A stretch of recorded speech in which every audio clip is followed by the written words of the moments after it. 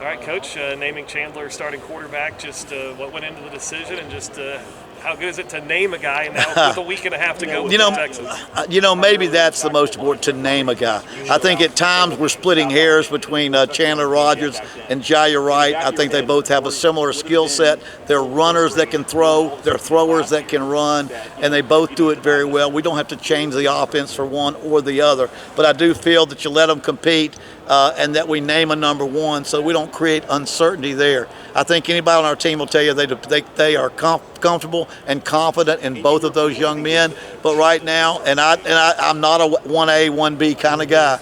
And so Chandler will be a guy. There will be plenty of opportunities for Jai to be in there playing football. And I think you'll see him too, because there'll be times when you're starting quarterback, when we're running and throwing, we'll need a break. Or if he got banged up, Jai is right there. So that's going to be important to us. Now that we're into offensive football that has a running, throwing quarterback, you got to consider that's part running back stuff, So you really have to look and see at the possibility that you might use more than one.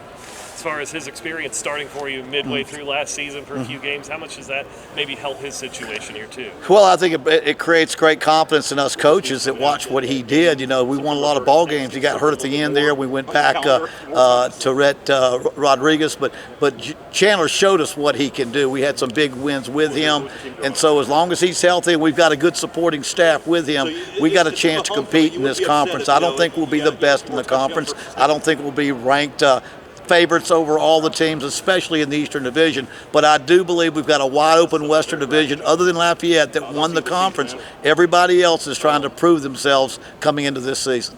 As far as the last week and a half here before Texas, just what's the biggest key as far as getting into prep mode now for the Longhorns? Well, we'll start really a Texas game plan tomorrow, Wednesday. Give us an extra 2 or 3 days on the first game that we get ready. But I think the key is we still got to make sure we're solid offensive line, secondary, gets a few more places kind of locked up. And if it's not locked up, making sure we're getting a couple of guys work there.